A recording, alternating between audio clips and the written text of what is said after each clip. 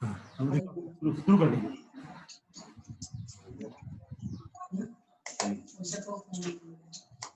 चलिए तो हम आज की क्लास शुरू करते हैं। हेलो हेलो, पुष्पेंद्र आवाज आ रही है? हाँ सर, क्लियर आ रही है। चलो शुरू करें, है ना? हाँ सर। तो चलिए, हमें लगता है स्क्रीन भी आपको दिख रहा होगा। हाँ सर, स्क्रीन दिख रहा है, रिकॉर्डिंग भी हो रही है। आप शुरू करिए। चलिए ठीक है। तो कल तक हम लोगों ने ये जानने की कोशिश की थी कि अंतर्राष्ट्रीय राजनीति क्या है, जी सर। और आप सभी लोगों को ये बता दिया गया था कि अंतर्राष्ट्रीय राजनीति जो है वो राष्ट्रों के बीच संबंधों का विनियमन है। सभी सारे बच्चे अपना म्यूट कर लेंगे जिसे सुनाई पड़े ठीक से। कल की बात जो थी कि जो अंतर्राष्ट्रीय राजनीति है ये राष्ट्रों के मध्य संबंधों का विनियमन है, और विश्व जगत में जो भी जितने भी राष्ट्र हैं वो सभी राष्ट्र किन्हीं न किन्हीं हितों के आधार पर एक दूसरे से संयुक्त होते हैं, और इनका ये जो संयोजन है ये किस तरह का होता है, एक दूसरे के साथ संबंध किस प्रकार से स्थापित किए जाते हैं, इनके बारे में हम जानकारी अंतर्राष्ट्रीय राजनीति के अंतर्गत प्राप्त करते हैं। और तीन महत्वपूर्ण बातें जो हमने आपको बताई थी। नेशनल इंटरेस्ट, हर एक राष्ट्र का एक नेशनल इंटरेस्ट होता है, राष्ट्रीय हित होता है, और उसी राष्ट्रीय हित के माध्यम से अंतर्राष्ट्रीय संबंधों का संचालन किया जाता है। हितों में जब विरोध होता है तो संघर्ष की स्थिति बनती है, और संघर्षों के समाधान के लिए जो तरीका है, जो रास्ता है, वो रास्ता है शक्ति का, सत्ता का, प्रभाव का। अर्थात जब दो राष्ट्रों के बीच संघर्ष की स्थिति उत्पन्न होती है तो उनका हल करने के लिए कोशिश किया जाता है कि परसुएशन से, अनुनय विनय से या आपसी समझ से समस्याओं का समाधान हो जाए। अगर समस्याएं सुलझने की संभावना समस्याओं की नहीं होती है तो शक्ति का प्रयोग होता है, प्रभाव का प्रयोग होता है, या सत्ता का प्रयोग होता है। आज जो हमारा व्याख्यान होगा वो स्कोप ऑफ स्टडी पर होगा, अध्ययन क्षेत्र, यानी अंतर्राष्ट्रीय राजनीति में हम किन चीजों को पढ़ने की या किन चीजों को समझने की कोशिश करते हैं। स्कोप का अर्थ होता है कौन सी ऐसी बातें हैं जो अंतर्राष्ट्रीय राजनीति के अंतर्गत पढ़ी जाती हैं, या दूसरे शब्दों में यह कहें कि अंतर्राष्ट्रीय राजनीति की विषय वस्तु। तो हम काउंसिल ऑफ फॉरेन रिलेशंस 1947 में ग्रेसन किर्क ने कुछ बातें रखी थी, और उन्होंने बताया था कि अंतर्राष्ट्रीय राजनीति में इन विषयों को सम्मिलित किया जाना चाहिए। बीच बीच में अंतर्राष्ट्रीय जगत में बहुत सारे कॉन्फ्रेंसेज होते रहते हैं, बहुत सारे अकादमिक सेमिनार्स होते रहते हैं, और उन अकादमिक सेमिनार्स में अलग अलग विषयों की विषय वस्तु का निरूपण किया जाता है, और उन्हीं विषय वस्तु को हम पढ़ते हैं और उसको पढ़ाते हैं। तो काउंसिल ऑफ फॉरेन रिलेशंस, विदेश संबंधों की परिषद 1947 में आयोजित हुई, और इसमें ग्रेसन किर्क ने कुछ बातें बताई, कौन कौन सी चीजें अंतर्राष्ट्रीय राजनीति के अंतर्गत। सबसे पहली बात बताई उन्होंने, study of state system and it's functioning, राज्य प्रणाली और उसके क्रियान्वयन का अध्ययन। स्टेट एक सिस्टम होता है। जब आप आगे चलेंगे और थ्योरी के पोर्शन में आएंगे तो उसमें हम सिस्टम थ्योरी पर आपसे चर्चा करेंगे, और सिस्टम थ्योरी में ये बताया जाता है कि जैसे हमारा शरीर है अलग अलग अंगों प्रत्यंगों से बना हुआ है, उसी तरह से अंतर्राष्ट्रीय जगत में ये जो स्टेट्स हैं, ये जो राज्य हैं, ये एलिमेंट होते हैं, और सभी एलिमेंट्स को, सभी तत्वों को मिलाकर एक तंत्र का निर्माण होता है। जैसे हमारे शरीर में बहुत सारे तत्वों को मिलाकर एक तंत्र का निर्माण किया जाता है, उसी तरह से ये राज्य भी अलग अलग एलिमेंट्स हैं, अलग अलग तत्व हैं, और जब ये सभी राज्य आपसी हितों से संबद्ध होते हैं, आपसी हितों से समूहबद्ध होते हैं, तो वो एक तंत्र बन जाता है। ग्रेसन किर्क कहते हैं कि सबसे पहली बात जो अंतर्राष्ट्रीय राजनीति में पढ़ी जाती है वो है स्टडी ऑफ स्टेट सिस्टम, राज्य तंत्र या राज्य की व्यवस्था का अध्ययन, और ये राज्य की व्यवस्था किस तरह से काम करती है, इसकी फंक्शनिंग क्या है, इस चीज का अध्ययन हमें इसमें किया जाता है। इसको थोड़ा और सरल तरीके से अगर आप समझना चाहें तो इस तरह समझें कि हर एक राज्य एक दूसरे से अंतः क्रिया करता है। वो अंतः क्रिया व्यापारिक हो सकती है, वो अंतः क्रिया वैचारिक हो सकती है, वो अंतः क्रिया सैन्य भी हो सकती है। अंतः क्रिया का अर्थ होता है एक दूसरे से संबंध स्थापित करना। अर्थात कोई राज्य किसी दूसरे राज्य से संबंध स्थापित करता है तो उसका उद्देश्य होता है या तो आर्थिक हित को सिद्ध करना उद्देश्य होता है, या तो राजनीतिक हित को सिद्ध करना उद्देश्य होता है, या डिप्लोमेटिक राजनयिक या कूटनीतिक हितों को सिद्ध करना उनका उद्देश्य होता है। तो इन्हीं उद्देश्यों को लेके ये सारे राज्य एक दूसरे से जुड़ते हैं और इस तरह से एक तंत्र बन जाता है, एक वैश्विक तंत्र हम कह सकते हैं। और इस वैश्विक तंत्र में या विश्व व्यवस्था में राज्य के फंक्शन करते हैं, राज्य क्या काम करते हैं, उनके संबंध में अध्ययन अंतर्राष्ट्रीय राजनीति किया जाता है। दूसरी बात उन्होंने कही नेशनल पावर, राष्ट्रीय शक्ति। आगे के अध्यायों में राष्ट्रीय शक्ति क्या होता है, राष्ट्रीय शक्ति के अध्ययन की आवश्यकता क्यों पड़ती है, राष्ट्रीय शक्ति का निर्माण कैसे होता है, कौन कौन से ऐसे तत्व हैं जो किसी देश के राष्ट्रीय शक्ति को बनाने में सहयोग प्रदान करते हैं, उन चीजों का अध्ययन अंतर्राष्ट्रीय राजनीति के अंतर्गत किया जाता है। हम एक उदाहरण के लिए आपको बताना चाहेंगे कि जैसे किसी राष्ट्र की भौगोलिक दशा, अगर किसी राष्ट्र का जो भौगोलिक दशा है वो उस राष्ट्र की राष्ट्रीय शक्ति के निर्धारण का महत्वपूर्ण कारक होता है। जनसंख्या, जो कार्यशील जनसंख्या है या कार्यशील जनसंख्या है, ये भी राष्ट्रीय शक्ति को बनाने का काम करती है। तो जो सैन्य संसाधन हमारे पास हैं या जो नेचुरल रिसोर्स हैं, उन नेचुरल रिसोर्स से हमारी राष्ट्रीय शक्ति बनती है। तो अंतर्राष्ट्रीय राजनीति में हम ये जानने की कोशिश करते हैं कि राष्ट्रीय शक्ति वास्तव में क्या होती है, राष्ट्रीय शक्ति कैसे बनती है और राष्ट्रीय शक्ति को प्रभावित करने वाले कौन कौन से तत्व होते हैं, उन तत्वों की जानकारी हम अंतर्राष्ट्रीय राजनीति के अंतर्गत करते हैं। तीसरी बात आपने कल भी पढ़ा था, इसके पहले जो आपका ऑनलाइन क्लास हुआ था उसमें आपने पढ़ा था विदेश नीति। विदेश नीति जो होता है ये अंतर्राष्ट्रीय राजनीति का आप कह सकते हैं कि सर्वाधिक महत्वपूर्ण मुद्दा होता है और देश नीतियों का अध्ययन करना आवश्यक होता है। तो ग्रेसन किर के अनुसार सुपर पावर्स जो विश्व के अंतर्गत महाशक्तियां हैं, उन महाशक्तियों की विदेश नीति का अध्ययन करना आवश्यक होता है। वो अपनी विदेश नीतियों का संचालन कैसे करते हैं, अपनी विदेश नीतियों, अपने राष्ट्रीय हितों को समाहित कैसे करते हैं और राष्ट्रीय हितों को प्राप्त करने के लिए वो क्या क्या गतिविधियां अपनी विदेश नीति के अंतर्गत संचालित करते हैं, इन चीजों का अध्ययन अंतर्राष्ट्रीय राजनीति के अंतर्गत किया जाता है। एक अन्य जो महत्वपूर्ण विषय है अंतर्राष्ट्रीय राजनीति का है वो है अंतर्राष्ट्रीय संबंधों का समकालीन इतिहास। यानी समकालीन संदर्भ में, आज के संदर्भ में जो राज्य अपना अंतर्राष्ट्रीय संबंध एक दूसरे से स्थापित करते हैं वो किन आधारों पर, किन फाउंडेशंस पर वो स्थित होता है, उनका अध्ययन भी हमें अंतर्राष्ट्रीय राजनीति के अंतर्गत किया जाता है। इसके अलावा जो महत्वपूर्ण बात है, एक अधिक स्थिर वाली विश्व प्रणाली का अध्ययन, यानी दुनिया कैसे स्टेबल हो, युद्ध की स्थिति से दूर हो, तनाव की स्थिति से दूर हो, एक शांति की अवस्था में विश्व प्रणाली काम करे, उसके संबंध में किया जाना चाहिए, कौन से उपाय होने चाहिए, उन उपायों के संबंध में भी अंतर्राष्ट्रीय राजनीति में अध्ययन का प्रयास किया जाता है। इसके अलावा अब आगे हम लोग चलते हैं। Carnegie endowment of international peace 1954 में एक ये कॉन्फ्रेंस हुआ अंतर्राष्ट्रीय शांति पर, कार्नेगी संस्थान के द्वारा ये सम्मेलन आयोजित किया गया। इस सम्मेलन में विंसेंट बेकर ने कुछ महत्वपूर्ण विषयों को अंतर्राष्ट्रीय राजनीति के क्षेत्र के अंतर्गत या अंतर्राष्ट्रीय राजनीति की विषय वस्तु के अंतर्गत उन्होंने रखा। और वो बात क्या थी? पहली बात थी अंतर्राष्ट्रीय राजनीति की प्रकृति और प्रमुख प्रभावशाली तत्व। नेचर ऑफ इंटरनेशनल पॉलिटिक्स क्या है, अंतर्राष्ट्रीय राजनीति की प्रकृति क्या है। प्रकृति का अर्थ होता है कि हम अंतर्राष्ट्रीय राजनीति को किस रूप में देखते हैं। क्या एक स्वतंत्र विषय है ये, क्या एक स्वतंत्र अनुशासन है।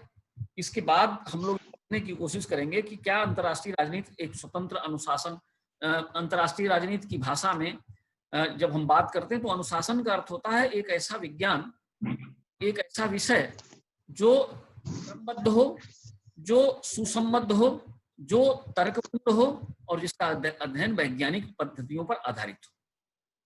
तो इन चीजों का अध्ययन इसलिए हम ये देखने की कोशिश करते हैं कि अंतर्राष्ट्रीय राजनीति में क्या ये सारी बातें हैं, क्या इसका अध्ययन क्रमबद्ध है, क्या इसका अध्ययन संबद्ध है, क्या इसका अध्ययन वैज्ञानिक है, क्या इसमें कोई लॉजिक है, क्या इसमें कार्यकारण संबंध पाए जाते हैं। अभी हम आगे चल के इस पर पढ़ेंगे। तो अंतर्राष्ट्रीय राजनीति की प्रकृति क्या है, किस रूप में अंतर्राष्ट्रीय राजनीति हमारे सामने आता है, एक स्वतंत्र विषय के रूप में आता है या किसी विषय के आनुषंगिक विषय के रूप में आता है। हम इन चीजों का अध्ययन अंतर्राष्ट्रीय राजनीति के अंतर्गत करते हैं।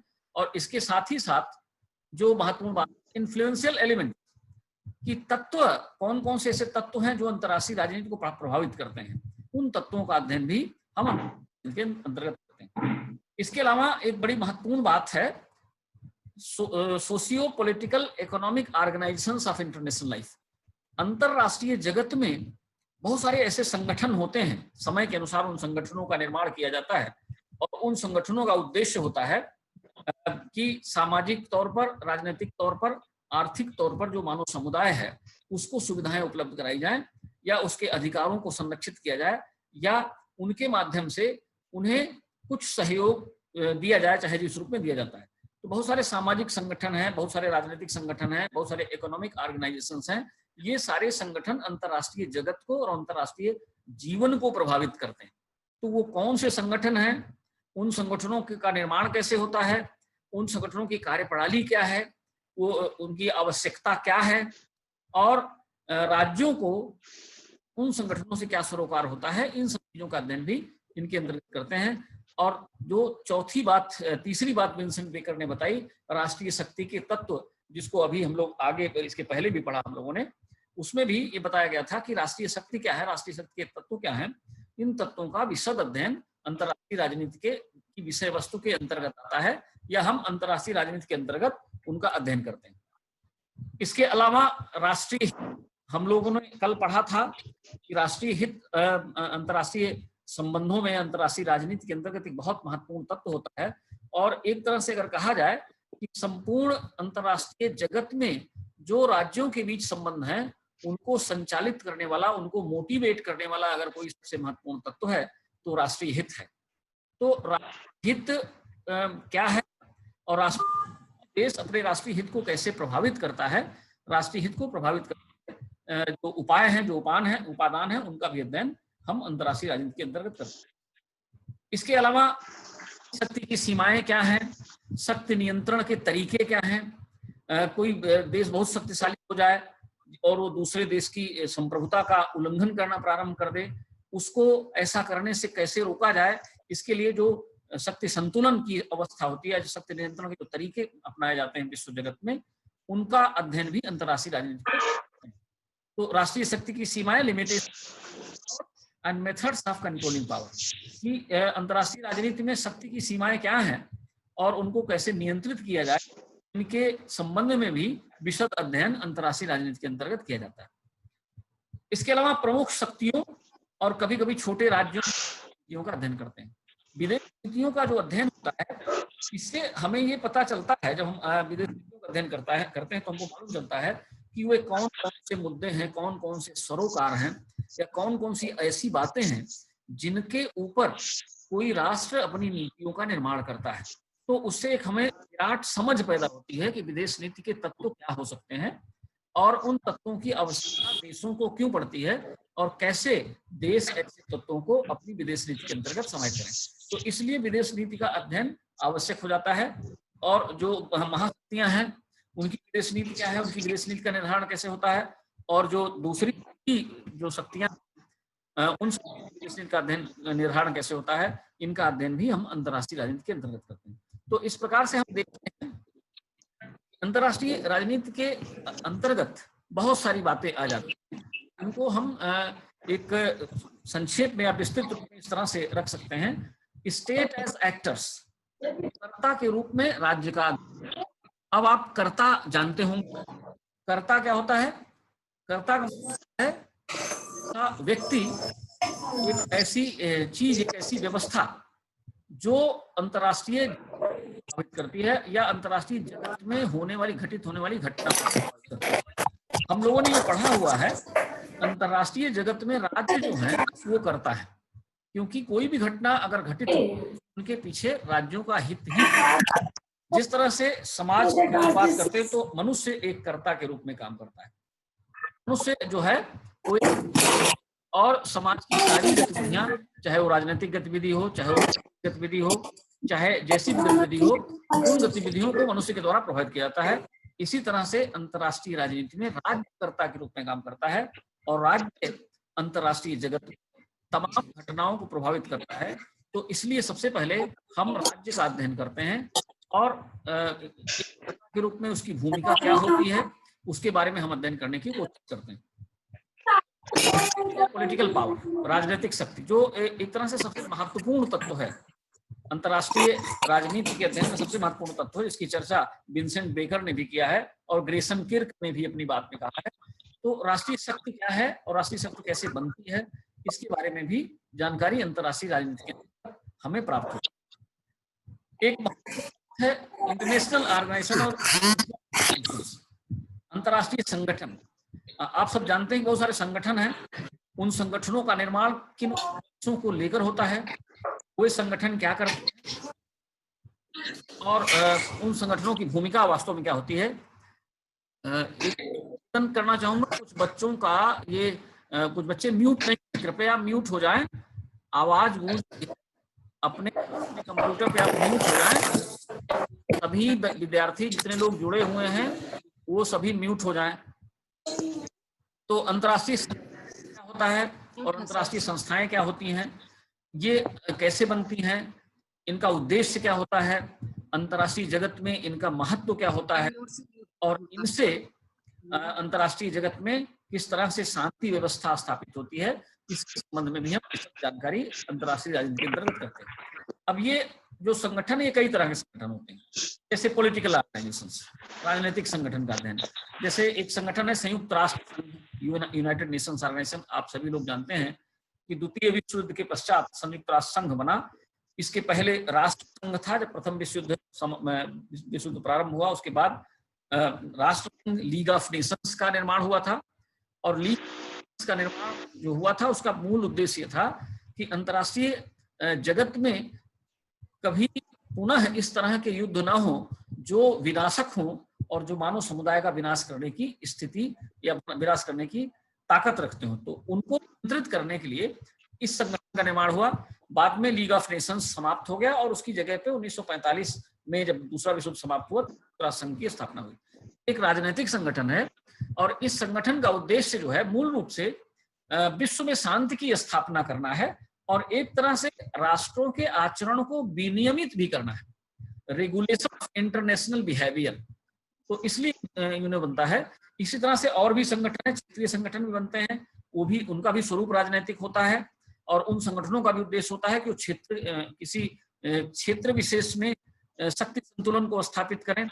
तो इस तरह से ये जो है निर्माण इनके द्वारा किया जाता है। राजनीतिक संगठन, क्षेत्रीय राजनीतिक संगठन, बहुत सारे संगठन हैं, जैसे नॉन अलाइनमेंट मूवमेंट है, ये दक्षिण पूर्व एशियाई राष्ट्रों का संगठन था जिसमें लैटिन अमेरिकन जो देश थे, अफ्रीकन देश थे, वो भी सम्मिलित थे। खास तौर पे वो देश जो तृतीय विश्व के राष्ट्र थे। राजनीति विज्ञान के विद्यार्थी के रूप में आपको ये समझना आवश्यक है कि ये प्रथम विश्व क्या है, द्वितीय विश्व क्या है और तृतीय विश्व क्या है। तो प्रथम विश्व के अंतर्गत हम विकसित राष्ट्रों को रखते हैं। कुछ जो अत्यंत विकसित राष्ट्र हैं वो प्रथम विश्व के अंतर्गत आते हैं और द्वितीय विश्व उन राष्ट्रों को कहा जाता है जो विकासशील राष्ट्र की अवस्था में या विकासशील स्थिति में जो आगे बढ़ रहे हैं। और तृतीय विश्व के राष्ट्र वो हैं जो अल्प विकसित हैं और जिन्हें विकास की मुख्यधारा में अपने आप को सम्मिलित करना है, तो उन राष्ट्रों को हम तृतीय विश्व के राष्ट्र कहते हैं। तो नाम एक ऐसा संगठन था जिसमें मूल रूप से तृतीय विश्व के राष्ट्र संगठित थे। उनमें से आज की तारीख में बहुत सारे ऐसे राष्ट्र हैं, उनके जो सदस्य राष्ट्र हैं वो विकासशील राष्ट्रों की श्रेणी में आ गए हैं। तो उन क्षेत्रीय संगठनों का अध्ययन भी हम करते हैं कि ये क्षेत्रीय संगठन क्यों अस्तित्व में आते हैं। जैसे कि हम लोगों ने पहले बताया था कि नीड्स, आवश्यकताएं बहुत महत्वपूर्ण होती हैं। तो जब आवश्यकता इस तरह की पड़ती है तो इस तरह के संगठन बनाए जाते हैं। तो गुटनिरपेक्ष राष्ट्रों का जो संघ है उसके बारे में हम जानकारी प्राप्त करते हैं। उसके बाद क्षेत्रीय संगठन के अंतर्गत एशियान भी आता है, association for south east Asian Nations, दक्षिण पूर्व एशियाई राष्ट्रों का संगठन है। फिर बिम्स्टेक है, फिर ओपेक है, पेट्रोलियम एक्सपोर्टिंग कंट्रीज हैं। तो ये जो छोटे छोटे संगठन आते हैं, इनका भी काम होता है क्षेत्रीय संतुलन को स्थापित करना। तो इन राष्ट्रों का अध्ययन भी अंतर्राष्ट्रीय राजनीति का मूल विषय है या मुख्य विषय है, या उसके अध्ययन क्षेत्र के अंतर्गत आता है। इसी के साथ इकोनॉमिक ऑर्गेनाइजेशंस, बहुत सारे इकोनॉमिक ऑर्गेनाइजेशंस हैं। वर्ल्ड बैंक है, जिसको हम IBRD भी कहा करते हैं, international bank for reconstruction and development, विकास और पुनर्संरचना के लिए विश्व बैंक। तो विश्व बैंक क्या है, इसकी की आवश्यकता क्यों पड़ी, इसकी भूमिका क्या है अंतर्राष्ट्रीय जगत में, इसके संबंध में भी हम विस्तार से अध्ययन अंतर्राष्ट्रीय राजनीति के अंतर्गत करते हैं। इसके अलावा दूसरे जो वित्तीय संगठन है, जिसमें एक बहुत महत्वपूर्ण संगठन है जिसको आप अंतर्राष्ट्रीय मुद्रा कोष के नाम से जानते हैं, IMF का अध्ययन हम करते हैं। IMF की क्या भूमिका है और किस तरह से ये जो विश्व में जो दूसरे देश हैं उनको किस प्रकार से आर्थिक अनुदान प्रदान करता है और इसकी फंक्शनिंग क्या है, ये इसके बारे में विस्तार से हम अंतर्राष्ट्रीय राजनीति के अंतर्गत अध्ययन करते हैं। इसके अलावा विश्व व्यापार संगठन है। पहले विश्व व्यापार संगठन का स्वरूप दूसरा हुआ करता था और अब ये विश्व व्यापार 1995 में विश्व व्यापार संगठन बन गया। तो इसका अध्ययन करते हैं। यूरोपियन इकोनॉमिक कम्युनिटी, यूरोपीय आर्थिक समुदाय, ये भी एक जो आर्थिक संगठन है, इसके बारे में भी विस्तार से अध्ययन करते हैं। और न्यू इंटरनेशनल इकोनॉमिक ऑर्डर, नवीन अंतरराष्ट्रीय आर्थिक व्यवस्था। तो ये कुछ संगठन है, जब आगे आप अध्ययन करना शुरू करेंगे तो ये सारी बातें आपके सामने आएंगी और इन सभी चीजों का विस्तार से अध्ययन आपको राजनीति विज्ञान के अंतरराष्ट्रीय राजनीति के अंतर्गत करना है। इसके अलावा बहुत सारे मिलिट्री ऑर्गेनाइजेशंस हैं, सैन्य संगठन है। ये सैन्य संगठन राष्ट्र जो हैं ये अलायंस करते हैं जिससे उनकी सुरक्षा हो सके और दूसरे जो आक्रामक देश हैं उनके साथ जो है ये अधिक प्रभावी तरीके से कार्य कर सकें। तो ये सैन्य संगठनों का भी जो है अध्ययन हमको करना पड़ता है। जैसे आप अच्छी तरह से जानते हैं कि नॉर्थ अटलांटिक ट्रीटी ऑर्गेनाइजेशन 1945 में जो अस्तित्व में आया, नाटो जिसको कहते हैं, ये यूरोपीय देशों में साम्यवाद के प्रसार को रोकने के उद्देश्य से सैनिक संगठन बना था और जिसमें उस समय राष्ट्र जितने भी मित्र राष्ट्र थे उनके सभी सदस्य इसके अंतर्गत सम्मिलित थे। यद्यपि आज जो है उस अवस्था में नहीं है जिस अवस्था में पूर्व था, लेकिन नाटो अभी भी समाप्त नहीं हुआ है। तो नाटो के राष्ट्र आज भी अंतर्राष्ट्रीय शांति स्थापित करने में अपना योगदान करते हैं। फिर इसके विरुद्ध वार्सा पैक्ट हुआ था और ये वार्सा पैक्ट के अंतर ये भी एक तरह से मिलिट्री अलायंस और ये सोवियत यूनियन के नेतृत्व में ये साम्यवादी, कुछ साम्यवाद का अनुसरण करने वाले राष्ट्रों का संगठन था। ये एक तरह से नाटो की प्रतिक्रिया के रूप में स्थापित हुआ था। इस संगठन के बारे में भी हम अंतर्राष्ट्रीय राजनीति के अंतर्गत जानने की कोशिश करते हैं। फिर सीटो है, सेंटो है, ये ऐसे कुछ संगठन है जिनका विस्तार से अध्ययन जो है हमको आगे करना पड़ता है। और मैं आगे का जो दूसरा व्याख्यान होगा उस व्याख्यान में हमारी ये कोशिश रहेगी कि इन सभी ये जो एब्रीविएशंस हैं, जो संक्षिप्त शब्दों में रखे हुए हैं, इनका फुल फॉर्म भी हम आपको बताएं, क्योंकि ऐसे आप नियो कहने से आपकी समझ में बात ना आएगी कि नियो का है क्या है, EEC क्या है, IMF क्या है, या सीटो या सेंटो क्या है। तो इनको यद्यपि आगे जब आप पढ़ेंगे तो आगे इस तरह के सैनिक संगठनों का अध्ययन आपके पाठ्यक्रम के अंतर्गत आएगा, तो हम पढ़ेंगे इसको। इसी तरह से बहुत सारे क्षेत्रीय संगठन हैं, टेरिटोरियल ऑर्गेनाइजेशंस हैं, जैसे अरब लीग है, OS है, ऑर्गेनाइजेशन फॉर अफ्रीकन स्टेट्स जिसको आप कहा जाता है कहते हैं। तो ये छोटे छोटे जो संगठन है क्षेत्रीय आधार पर जो स्थापित होते हैं संगठन, जैसे आप दक्षिण एशिया के अंतर्गत सार्क है, साउथ ईस्ट सार्क है, association of south Asian Nations जिसको आप कहते हैं। तो इसको भी हम इसके अंतर्गत रखते हैं। इनकी स्थापना क्यों होती है, इनके कार्य क्या होते हैं और ये अंतर्राष्ट्रीय जगत में राज्यों के व्यवहारों को किस प्रकार से प्रभावित होते हैं करते हैं, इनकी भूमिका क्या होती है, इन समस्त भूमिकाओं का विस्तार से अध्ययन अंतर्राष्ट्रीय राजनीति के अध्ययन की विषय वस्तु होती है। इसके अलावा युद्ध और शांति की बात होती है। युद्ध क्यों होते हैं, युद्धों के कारण क्या होते हैं, युद्धों को रोकने का उपाय क्या है, शांति स्थापना के उपादान किस तरह के हैं और अंतर्राष्ट्रीय जगत में शांति स्थापना के लिए कैसे कैसे प्रयास किए जाते हैं, कौन कौन से प्रयास किए जाते हैं, इनकी जानकारी भी अंतर्राष्ट्रीय राजनीति के अंतर्गत प्राप्त की जाती है। बहुत सारा ऐसा विषय आता है युद्ध के अंतर्गत, जैसे युद्ध अपराध है, युद्ध बंदियों की समस्याएं हैं, युद्ध की समाप्ति की बात है, सीज फायर युद्ध विराम की स्थिति है। तो ये सारी जो घटनाएं घटित होती हैं अंतर्राष्ट्रीय जगत में, इन सभी घटनाओं को अंतर्राष्ट्रीय राजनीति की विषय वस्तु के अंतर्गत सम्मिलित किया जाता है। अलायंसेस, सारे देश अलायंसेस, मैत्री संबंध जिसको आप कहते हैं, गठबंधन, ये मैत्री संबंध स्थापित करते हैं। और मैत्री संबंधों का उद्देश्य क्या होता है, मैत्री संबंधों के लिए या उसके अंतर्गत आदान प्रदान की क्या व्यवस्था राष्ट्रों के मध्य होती है, उसका अध्ययन कोई किसी भी देश का जो राष्ट्र प्रमुख है किसी दूसरे देश में जाता है, वहां पे बहुत सारे समझौते करता है। तो बहुत सारे समझौते साथ ही साथ वो अपने अलायंस को मजबूत करता है, अपने गठबंधन, मैत्री संबंधों को मजबूत। वो मैत्री संबंध शांतिपूर्ण व्यवस्था पर आधारित होते हैं, आर्थिक विकास के उद्देश्य से होते हैं, व्यापार के उद्देश्य से होते हैं, और कभी कभी सैनिक उद्देश्य से भी ऐसे अलायंस गठित किए जाते हैं। तो इन अलायंसेस का स्वरूप कैसा है और ये अलायंसेस क्यों गठित होते हैं, इन अलायंसेस की क्या आवश्यकता है, ये सारी बातें भी अंतर्राष्ट्रीय अंतर्गत पढ़ी जाती हैं। ये सब अंतर्राष्ट्रीय राजनीति की विषय वस्तु के अंतर्गत आती है। एक तो महत्वपूर्ण बात जिसकी हम लोग कल से कर रहे हैं, जब अंतर्राष्ट्रीय राजनीति की परिभाषा कर रहे थे, हमने आपको एक परिभाषा लिखाई थी फेलिक्स ग्रॉस की, और फेलिक्स ग्रॉस ने कहा कि अंतर्राष्ट्रीय राजनीति विदेश नीति के अध्ययन के अलावा और कुछ नहीं। तो हम अंतर्राष्ट्रीय राजनीति में विदेश नीति का अध्ययन करते हैं। थोड़ी देर पहले जो आप चर्चा कर रहे थे, हम लोग आपस में चर्चा कर रहे थे कि जो सुपर पावर्स की विदेश नीतियां हैं, हम सुपर पावर्स की विदेश नीतियां पढ़ते हैं, और इसके साथ ही साथ जो स्मॉलर पावर्स हैं, जो छोटे राष्ट्र हैं, उनकी विदेश नीतियों का भी अध्ययन करना हमारे लिए आवश्यक होता है। तो ये जो है ये अंतर्राष्ट्रीय राजनीति की विषय वस्तु के अंतर्गत है। और विदेश नीतियों का अध्ययन वास्तव में इसलिए किया जाता है क्योंकि अलग अलग राष्ट्र अपने हितों के अनुकूल अलग अलग तरीके की नीतियां वो बनाते हैं, और किस तरह से वो नीतियां बनती हैं और किस तरह से ये राष्ट्रीय हितों को प्रभावित करती हैं, ये जानना राजनीति विज्ञान के विद्यार्थी के लिए बहुत आवश्यक होता है। और इसीलिए अंतर्राष्ट्रीय राजनीति के अंतर्गत विदेश नीति के अध्ययन को प्रमुखता दी जाती है। एक महत्वपूर्ण बात है अंतर्राष्ट्रीय कानून।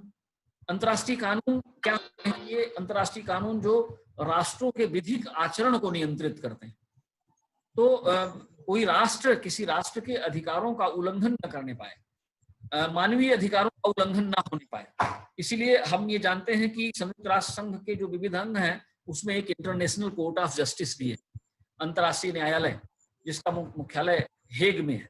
और ये अंतर्राष्ट्रीय न्यायालय कुछ ऐसे नियम निर्धारित करता है जिन नियमों का पालन करना राज्यों के लिए अनिवार्य होता है। यद्यपि ये बाध्यकारी नहीं है, अंतर्राष्ट्रीय राजनीति को अंतर्राष्ट्रीय कानून बाध्यकारी नहीं है, लेकिन फिर भी नैतिक रूप से ये आवश्यक है कि प्रत्येक राष्ट्र अंतर्राष्ट्रीय विधियों का पालन करे। और जब कोई राष्ट्र किसी आपदा में फंसता है या किसी समस्या में फंसता है तो ये अंतर्राष्ट्रीय कानून का सहारा लेता है। अंतर्राष्ट्रीय कानून क्या है और अंतर्राष्ट्रीय कानूनों की आवश्यकता क्या है, इनका रेलेवेंस, इनका औचित्य क्या है, ये भी जो है अंतर्राष्ट्रीय राजनीति के अध्ययन का विषय है। इसके अलावा फॉरेन ट्रेड और कॉमर्स, हम ये जानते हैं कि हम अपनी आवश्यकताओं की पूर्ति अकेले नहीं कर सकते, और अपनी आवश्यकताओं की पूर्ति के लिए हम दूसरे से व्यापार करते हैं, दूसरे से व्यापारिक संबंध और वाणिज्यिक संबंध स्थापित करते हैं। तो इन वाणिज्यिक संबंधों को स्थापित करने के आधार क्या होते हैं, इनके बारे में विस्तार से अध्ययन हम इसके अंतर्गत करते हैं। बाद में जब विश्व बैंक की स्थापना हुई या IMF की स्थापना हुई, ब्रेटन वुड्स सम्मेलन क्या था, ब्रेटन वुड्स सम्मेलन 1944 में हुआ, और उसके पश्चात ये तमाम आर्थिक अंतर्राष्ट्रीय स्तर पर संचालित होना प्रारंभ हुई। और एक राष्ट्र दूसरे राष्ट्र के साथ विदेशी व्यापार और वाणिज्य का विनियमन करना उसने प्रारंभ किया। तो ये विस्तार से अंतर्राष्ट्रीय राजनीति के अंतर्गत हम इसको अध्ययन करते हैं। ये भी अंतर्राष्ट्रीय राजनीति के अध्ययन का महत्वपूर्ण विषय है। इसके अलावा बहुत सारी घटनाएं अंतर्राष्ट्रीय जगत में घटती हैं, और वो घटनाएं किन कारणों से घटती हैं और उनका अंतर्राष्ट्रीय राजनीति में किस तरह का प्रभाव होता है, उन प्रभावों का हम अध्ययन करते हैं। आप सभी जानते हैं राष्ट्रवाद, नेशनलिज्म क्या है, फिर साम्राज्यवाद और उपनिवेशवाद। ये द्वितीय विश्व युद्ध के पूर्व जो व्यवस्था थी, जिसमें बहुत सारे जो समृद्ध राष्ट्र थे वो व्यापार और वाणिज्यिक उद्देश्य से उन्होंने दूसरे राष्ट्रों को उपनिवेश बनाया, और वो उन उपनिवेशों का उन्होंने शोषण किया बाद में, औपनिवेशिक सत्ता समाप्त हुई और अधिकांश राष्ट्र आजाद हुए। तो ये क्या है, अंतर्राष्ट्रीय जगत में नेशनलिज्म क्या है, राष्ट्रवाद क्या है, और राष्ट्रवाद के संरक्षण के लिए जो उपादान हैं, अलग अलग राष्ट्रों ने बहुत सारे उपादान बनाया, मतलब उपादान तैयार किए।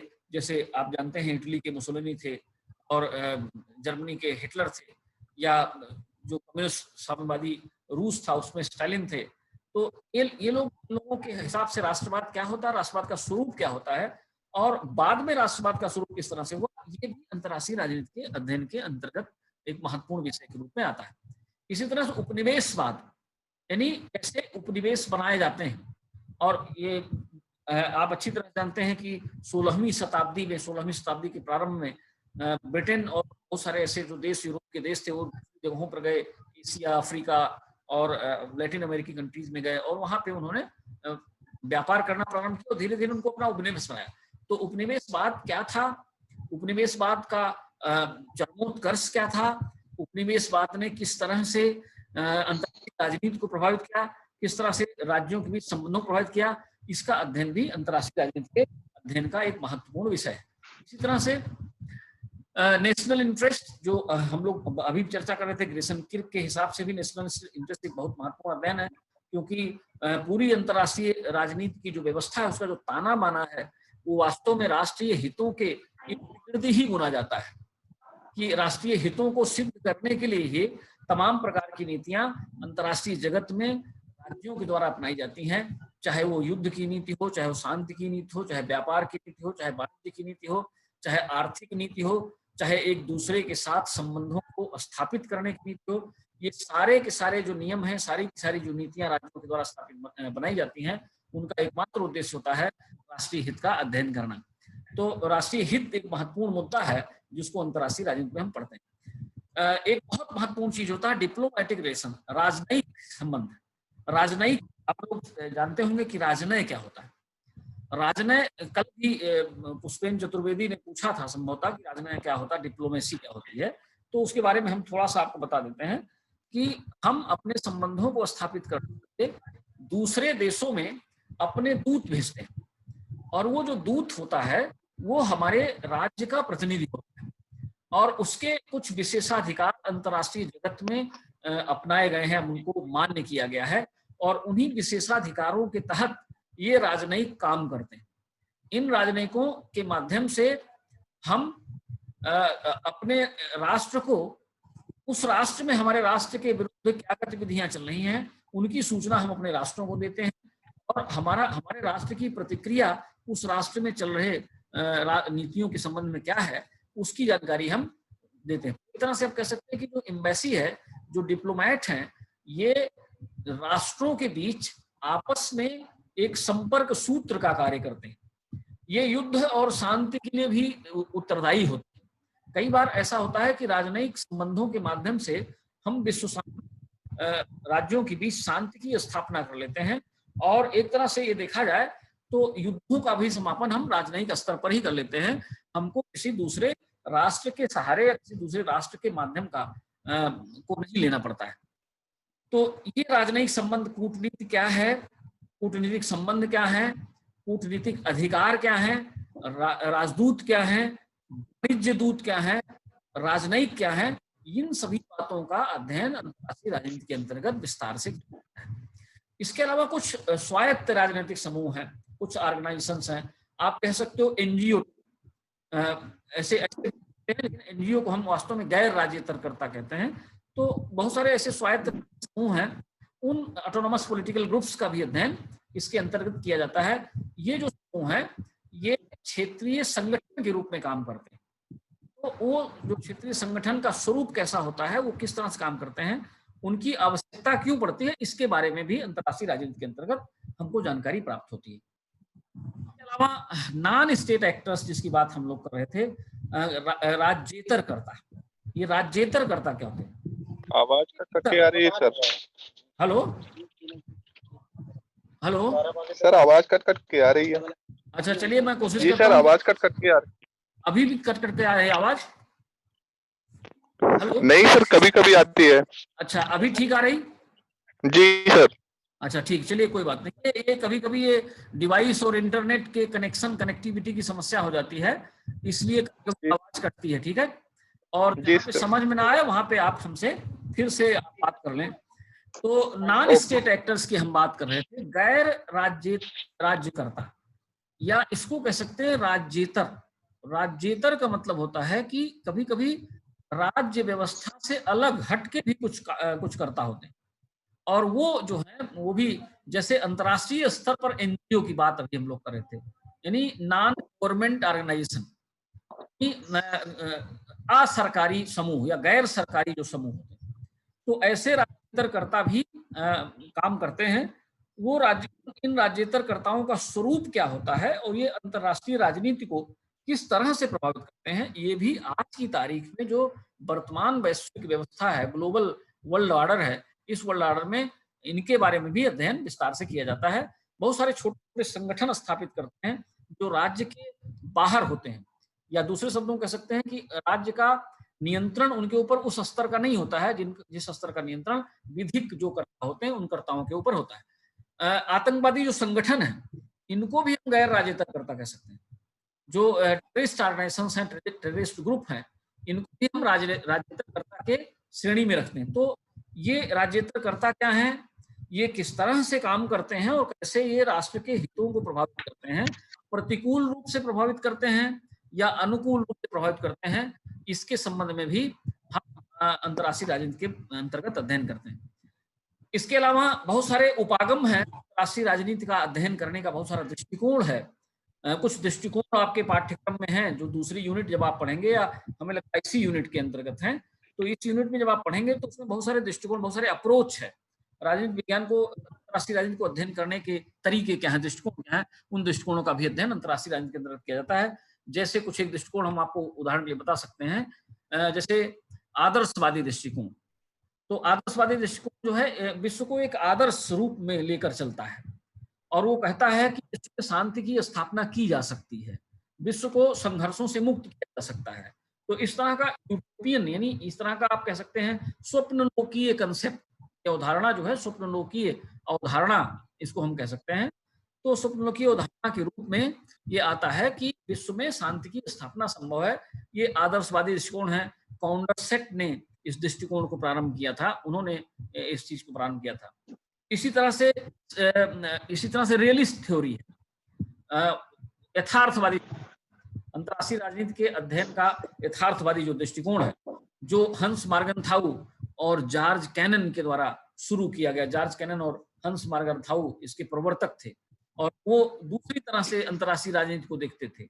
उनका ये कहना था कि शक्ति जो है राजनीति, अंतर्राष्ट्रीय राजनीति को नियंत्रित करने वाला एक महत्वपूर्ण तत्व है। तो वो शक्ति पर फोकस करते थे, फोर्स पर फोकस करते थे, पावर पर फोकस करते थे। तो वो एक दृष्टिकोण हो गया।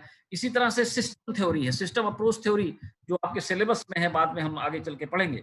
System approach theory, Martin Kaplan जो है ने इस सिस्टम अप्रोच थ्योरी को अंतर्राष्ट्रीय जगत में, अंतर्राष्ट्रीय राजनीति के अंतर्गत किया है। और सिस्टम क्या है, सिस्टम थ्योरी की स्थिति क्या है, उसकी विशेषताएं क्या है और कैसे काम करता है सिस्टम, उसके बारे में उन्होंने बहुत सारा विस्तार से उसमें चर्चा किया है। जब हम इस सिलेबस, इस पाठ्यक्रम पर आएंगे तो हम उसकी चर्चा करना प्रारंभ करेंगे। इसके अलावा इक्विलिब्रियम थ्योरी है, बैलेंस ऑफ पावर थ्योरी है, और भी बहुत सारे अप्रोच हैं।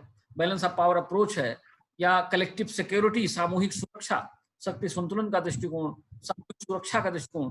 तो बहुत सारे दृष्टिकोण हैं जिन दृष्टिकोणों का उपयोग हम अंतर्राष्ट्रीय राजनीति को समझने के लिए करते हैं।